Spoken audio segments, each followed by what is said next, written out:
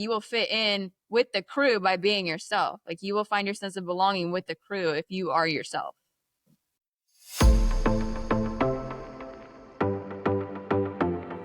You're listening to Titans of the Trades. I'm your host, Ryan England, author of Hire Better People Faster and creator of the CoreFit hiring system, a proven process to help growing companies attract and retain only the best. I'm on a mission to revolutionize the perception of the trades and elevate it to new heights. After growing up in a blue-collar family, my passion for making the trades cool again runs deep. If you're a titan in the industry and want to be on my show, stick around until the end and I'll reveal how you can be my next guest.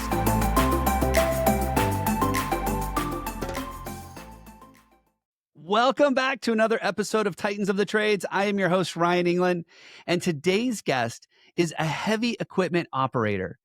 She started in the trades when she was 19. She is now a major influencer in construction, and as she likes to say, she's the loader girl next door. I brought her onto the show to share her story and also talk about some of the work that she's doing with nonprofits, getting young women excited about being in the trades, and just overall helping the industry with all of the different challenges that it has, but mostly getting new people into the trades and keeping them. I want to welcome to today's show, Jenna Moore. She's a heavy equipment operator. Like, how cool is this? We get to talk to someone on the front line and learn from them. And at the end, she's going to let you know how you can connect and follow with her and also learn about her new clothing line. She's got so many cool things that she's up to.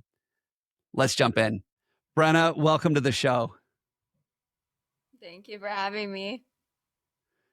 We've actually been working on getting this scheduled for a long time, so I'm so excited it's finally here. You are just a phenomenal role model in the industry for young women, for girls looking to get into the trades, for your own family. Tell us a little bit about who Brenna is, why you got into the trades, and what you're up to. So I'm a heavy equipment operator foreman, and I got into the trades when I was 19. I was faced with the decision of going to college or looking at an apprenticeship, and the apprenticeship just made more sense because you don't have the student debt. You get paid right away, and it was $23 an hour. You know, I'm about to show my age, 13 years ago, and that's pretty good for just coming out of high school. And so I went that route. I did tractors and stuff with my grandpa when I was little. I got really familiar with the firewood business. I had to learn how to split logs and haul logs and all that. So I love being outside too. So it just seemed like a really good career path to not only start my future, but to make my future with. Mm. Yeah, I think that's one thing that's cool about learning the craft is that you can't get that taken away. And AI is not coming for your job anytime soon. Exactly. Robots aren't coming for your job anytime soon. And we have an aging infrastructure in this country. Like, a lot of the infrastructure in this country was built 50, 60 years ago, and it's time for a refresh and update. So I see there being tons of career opportunities. In fact, we talk about it a lot on this show, is just the labor shortage that is coming because of all the retirees, all the people aging out, and just the increase in the demand for this type of work because we've got infrastructure to replace and to overhaul. So you've been doing heavy equipment operator. How long have you been doing that? You said 13 years? So 13 years. I had a little break for a couple years when I had my daughter in COVID. And then I was nervous to get back in the seat after that because, you know, you get the little wiggles. So I decided to get back into the industry as a laborer pipe layer. So then I was a laborer pipe layer for a while. And then I got in a machine one day and I was like, oh, I can do this. And I was like, all right, guys, I'm going back to the union. I'm out of here. Wow. So from heavy equipment operator to pipe layer back to operator. And you are incredibly proficient at operating this heavy equipment. You are involved in a competition. Tell us a little bit about that. Tell us about the competition that you've done. So it's the National Equipment League, and Hyundai hosts it. Bill Elverman is the commissioner for it. And he actually invited me out. We were connected on LinkedIn, and he reached out to ask if I would want to go be the female operator for the competition. And at first, I literally texted out, like, thank you, but I am not good enough. But then I also teach kids at Build Her. And the last time I had a really good conversation with one of the girls in the cab because she was really nervous and she had a lot of self-doubt. And just all the words that I had said to her to get her to the moment that she knew she could do it just echoed back at me. And to me, it was like, I can't tell these girls to be this way and have this confidence if I don't have it in myself. So I said, yes, I want to do it. And so there was five other guys and I, and we did certain events and we did like a machine circuit. I actually ran 3 machines in under 3 minutes, which to me was cool because before, if you had asked me if I was a good operator, I'd be like, oh, I can do this, I can do that. It was never like a definitive yes. But since I have been doing Build Her and went to the competition, it really showed me like I do have a skill set. I did master part of my craft, and that was really cool. And he's actually trying to make it so, you know, he have like basketball games and football. He's trying to make it like that for the trade. So it's something exciting for all of us because a lot of people like to sit on the couch and watch football on Sundays, but a lot of us like to be outside or are more backcountry-ish, and football's not the highlight of our life. But if we can watch Yeah. like Gold Rush or an equipment competition, we're like, heck yeah, because we can relate. We can see, oh, we should have done this, should have done that. You know, it's just one of those things that you can connect and bond over. And so he's actually doing season 3 at the end of July. I will be there for that. And the best part about that is a girl that I got into the union 10 years ago ish. I watched her go from an apprentice to a journeyman, and now she's going to be out there with me in July. So I got to see her growth, and so she's going to be the second female competitor for the competition. That is so cool. You know, in the service side of the world, when I did some work in the MRO space, there were these supply companies that did these things like how fast can someone replace a toilet? How fast can they replace a water heater? Like it was this whole games, and they brought people. It was like the Olympics of service, Yeah. and I think, and it's like a once a year thing. I don't think it's really televised or anything. I think that's so cool that we're able to take this. You know, I was talking to somebody, and I said, you know, when I was a kid, I remember in a sandbox pushing around a Tonka truck, right? I remember having the Yeah. dozer and the dump truck and the excavator. I was like, this is so cool. But no one ever suggested to me, hey, you should look at that as a viable career. It was just a boy playing in a sandbox with some trucks. But it's just, there's so much opportunity if we can. I hate to say the word like publicize or commercialize this, but that's really what we need to do is get the word out there that there's really cool jobs that you can get without the debt, that you can have an amazing career with, you can raise a family with. But we're not doing that as an industry right now. Like we're really struggling with it. And you know, you had mentioned Can't Build Her. Tell me a little bit about that, because I think that's a way that we can get in front of the kids and share with them these opportunities, particularly young women, which anybody that's listened to me knows I'm a huge proponent of getting more women into the trades. I mean, if we could just figure that out and all embrace it, we could solve this labor crisis that we have in the trades right now. So tell us a little bit about Can't Build Her. So Can't Build Her was founded by Mercedes Gilmore, and her vision was to get the trades in front of the young ladies. So there's me teaching them how to operate heavy equipment. So Rick Estes with Ascendant Demolition actually brings in a mini excavator, and I came up with a few games. And surprisingly, they all do really well, better than the adults that I tried to teach at the event because they're like sponges at that age too. And they also get to do carpentry. They got to do electrical. They did a job site tour with Atkinson.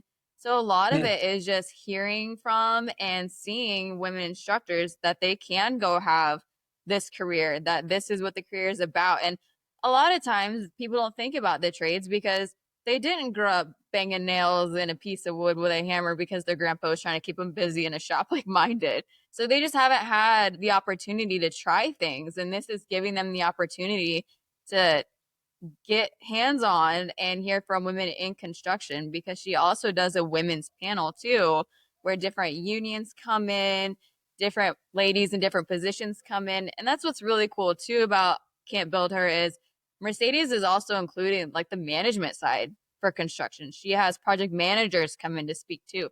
So it's not just field personnel going in there talking to these girls. Wow. Yeah. So they bring them together. It's a couple of day camp. It's up in Washington. Is that right? So it's local right Yes. now. Do you know, are they planning to expand it to get out, to make it regional maybe or anything? So this will be the third year in August, and it's been getting bigger every year. I'm sure Mercedes has big hopes and dreams for it to get bigger, but right now, so far, it's local. She's also getting the kids involved with like Habitat for Humanity. So she is branching out and getting the kids to also come out and build little houses and give back to the community at the same time. So she is growing exponentially fast. So I would not be surprised if this is not in school soon. I know that is a big goal of hers, or it becoming a regional thing also. Yeah, I think it's great because if we're going to solve this labor crisis in the trades, we can't just rely on the old ways of doing things. We have to find new ways to embrace the next generation because, frankly, we're competing against PlayStations now, which 30 years ago we didn't have to compete against those. But I think so many people in the trades are still thinking they're holding on to their glory days. And they're still thinking about, 30 years ago it was like this. Why can't it be like that again? And like, because the world has changed. We have the internet now. Yeah, We have knowledge we have jobs. to We have, evolve. yeah. And I love seeing organizations like Build Her come to light and say, hey, you know what? We probably aren't gonna solve the problem, but we're gonna make an impact. And we can't just rely on the old way of doing things. And so it's so cool when I hear about programs like that. And then the the equipment league. And I mean, there's just so many things to get that visibility and that information out there. Um, when you're involved with Can't Build Her, what are some of the things that you're seeing in these young women? What are the experiences they have? What are they sharing with you about their interest in the trades? Because I think the belief is that kids don't want these jobs. Like kids just don't want it. They're lazy. They're entitled. But I mean, we've got a successful camp here that's introducing the trades to women, and these women are involved in it. What are your experience in working with them? I think a lot of it is just nerves, and also they're 7th to 10th graders, so they are very young and new to life itself, let alone trades. But there was a girl named Amber, and she was the one that can honestly say changed my life and my perspective as far as a lot of this goes. She was the one that I had that special conversation with that gave me the confidence to go do the competition.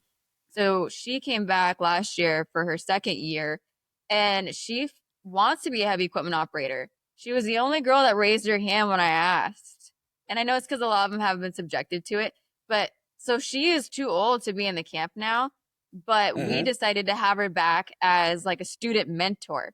So this year she gets to come back and help me with the excavator game. So she gets to be a part of it. So I think a lot of them, it's exciting. They get to build things. I know last year they built a bench for the carpentry part and they went and put it in a local park. So it's like they're getting that taste of leaving their legacy, leaving their footprint already. And I think a lot of them are getting really excited about that because then, 10 years down the line, they can be like me, hey, I built that bridge. Hey, I put up that building. Hey, I laid that pipe. And it's really cool to see your work, even driving down 405, things I did, 11 years ago, they're still there. And it's just really cool to see what you do being part of the structure and supporting the world around. That is one thing I've always loved when I visit with contractors or even craft workers. We'll go out to lunch and they're like, I did that. I built that. I laid the steel for that. I laid the foundation for that. Like there's so much pride. People are so proud of the work that they've done and what they've accomplished by being in the trades. And I think that that's one of the things that's missing from us promoting the industry as a viable craft is that we don't talk about that as much. We have this belief that when we say we're proud of something, that's a negative thing. We shouldn't be proud of it. But I think some of the pride that exists in the industry is amazing. And I think it's one of the things that keeps people in there because they get to say, I was a part of something bigger than me. And now we've got this entire complex or this entire neighborhood. And if it wasn't for some of the work that I did, it wouldn't be here today. Like that is just so cool. So thinking back to when you first got started in the trades, I want to know, what are some of the things that you wish someone would have told you about the realities of being in construction? Like, let's get real for a moment. What are some of the things that maybe kids today are looking at as trades, and then they're like, oh, they hear this, and so it was something where they said, I'm not hold off, I'm not going to do that. But what are the realities of construction been like for you? What do you wish you would have known 13 years ago that you didn't?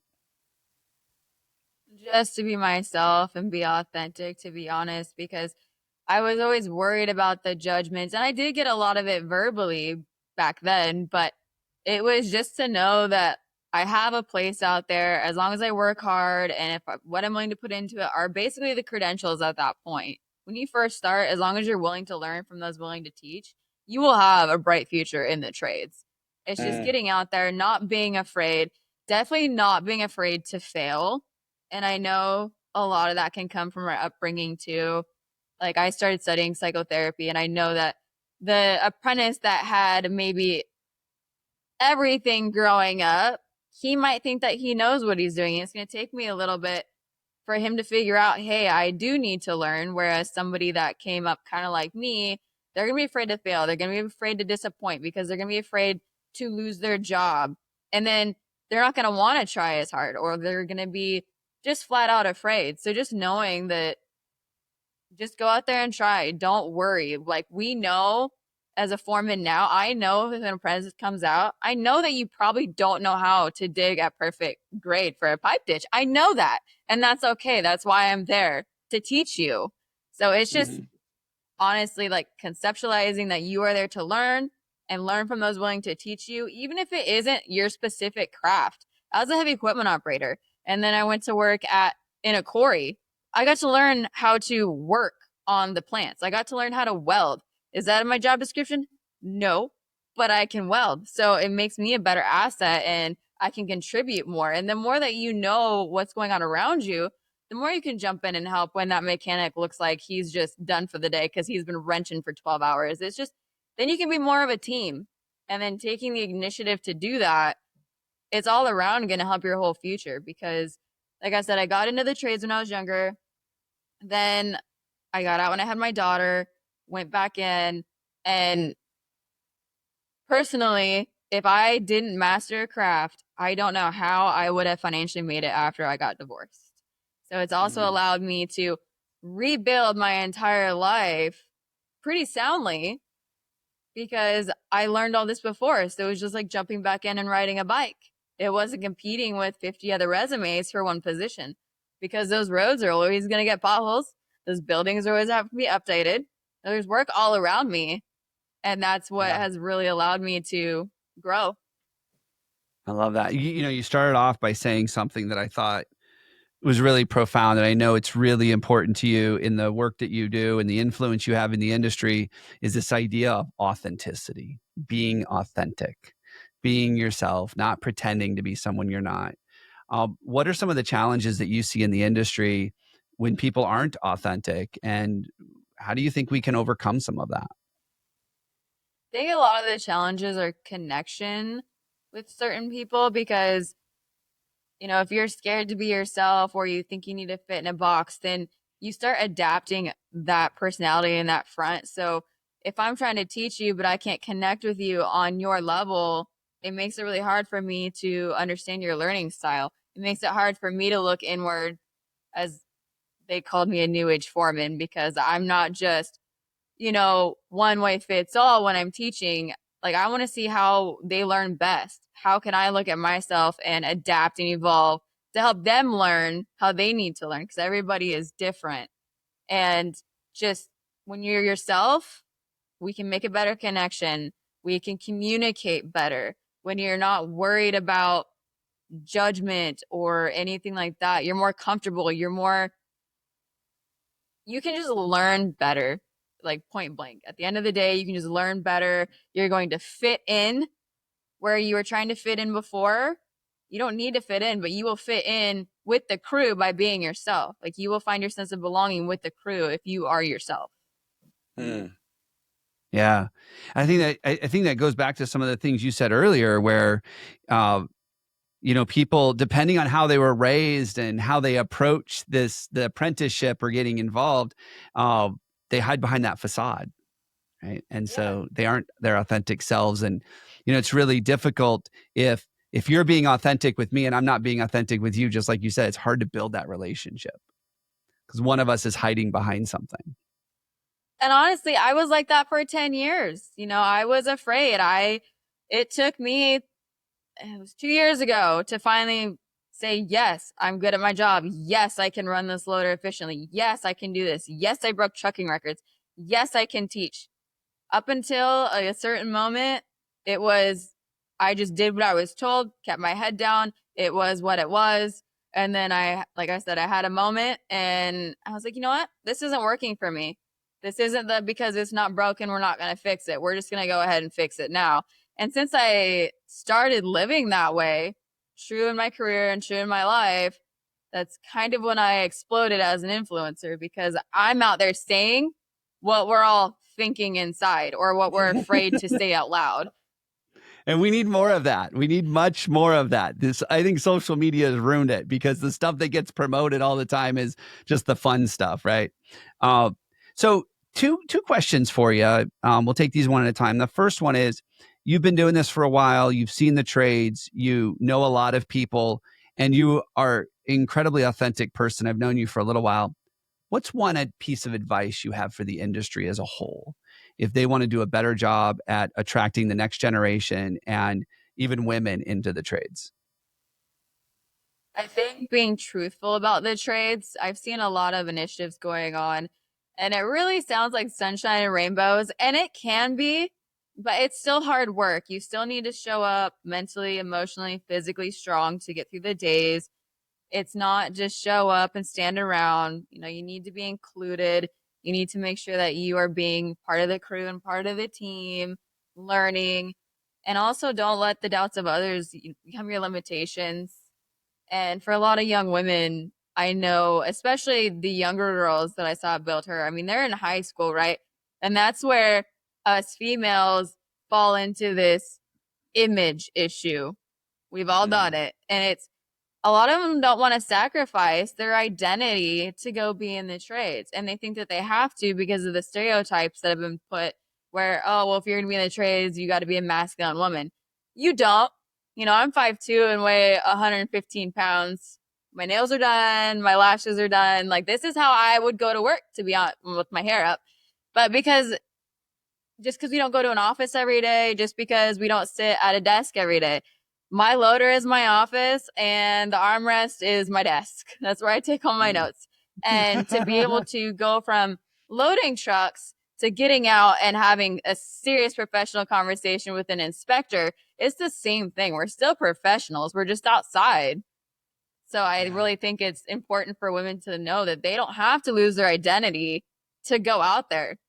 Nobody's going to judge Yeah. you for it. And if they do, who cares? It's okay. Yeah. Yeah. Wow. Well, you answered my second question too. I love that. Um, I had a feeling. like, I love it. I love it. I mean, you know, we, my vision here at Core Matters and the work that we do in working with contractors to help them with solving their people problems is, we want to make the trades cool again. Like, I think the trades are incredibly cool, and anybody in the trades thinks it's incredibly cool. But the rest of the world is like, ugh, I don't want to be in the trades. I want to go work for Amazon because 100% turnover every 90 months or 9 months is better than getting a craft. Like, I don't get it. But I think the perception is that the industry is stagnant. The industry has not changed. You can evidence that by going to most, especially small contractors. You go to their websites and it looks like it was built in the early 2000s, right? Like, they're just not keeping up with the times. And I think that hurts the industry a lot. And I really want to change that perception. And I love what you said about as women, and especially with those identity issues that they have in high school and everything else, is just be authentic with yourself. And I know you didn't use these words, but it's like, who cares? Like, just get over it. Like, Yeah. just be yourself. Yeah, And it really is. And at the same time, I have noticed there are some owners and leaders in the industry that are making it easier for us. Like Jeff Huber, he owns JJH Earthworks. When he was a sub on my site, when he came on site, he told his company, "You will respect her, period." Like that's the end of it. And so a lot of times, which I agree, earning respect is important, but I would have to earn respect a lot of times with subs for the most basic things through holding them accountable. They had to come to realize she is not playing. She has an expectation for safety, this and that. And then they would fall into that line. Whereas he said, you will respect her the first day. And they all showed me respect. I never had any issues because they respected him. They respected his word. So he laid the foundation and the expectation for me. And then, like Rick Estes at Ascendant Demolition, he donates the excavator for Build Her. And then Carlton Daniel, we actually went and did kind of a event for the Palmer Scholars. It's a place here. It's a pre-apprenticeship program where we went and talked to young men of color that may have had troubled childhoods, and they made the decision to change their life around. And one of the things that I had told them was, because it is the reality, you can go from just shoveling in a ditch like I did to being the next heavy equipment operator competitor for the National Equipment League. You don't have to be anything fancy or be handed fancy opportunities. Just work hard and have a vision and make that your mission. And that's what I really wanted to get across to them was, you can go be whatever you want, no matter where you came from, as long as you are willing to put in the work. Yeah. Yeah. And I think that is a common theme in the trades, especially, is you're going to work hard and it's not going to be easy every single day. But here you are 13 years later, a prominent influencer, competing, getting involved in nonprofits that are supporting the next generation coming in here. I mean, you're making a real difference beyond just the excavator work because of the work you've put in and everything else that you've done. Brenna, thank you so much. You're such an inspiration to me. And I know to a lot of the young women that are considering the trades and just the work that you're doing in the trades. Thank you so much for, I actually think, contributing and helping me with my vision of making the trades cool again. Like, I think you're a critical part of that. So thank you for being on the show today. How do people learn about you? How do they connect and learn more? I'm mainly pretty active on LinkedIn. I've done some previous podcasts and the National Equipment League. Other than that, I'm still, the letter girl next door, still a heavy equipment operator out in the field, doing my thing. So, and then obviously I started a clothing line. So there's the Beast line that's out now. But other than that, if you bump into me at Safeway, say hi. That happens quite frequently. You know what? I love what you just said, because I hear people tell me all the time, oh, operators aren't on LinkedIn. Craft workers aren't on LinkedIn. That's your primary platform. Yes, that is where I have now 56,000 followers in about a year and a half. Wow. I like LinkedIn because I'm not huge on social media, and, Facebook and Instagram. Yeah, there's some cool construction videos and things like that. But I feel like LinkedIn, it really helps keep us in the loop, especially as field personnel. What projects are about to go off? What areas are booming? And there's videos that I've seen on there. I'm like, I should try that one day. That looks useful. So, you can learn, you can observe. I love LinkedIn. I'm on there more than anything. Wow. Cool. Well, for everybody listening right now, if you want to learn more about Brenna and see what she's up to and follow her, make sure you connect with her on LinkedIn. And thanks again, Brenna, for being on the show. I've really enjoyed it. And I just love the work that you're doing. Thank you.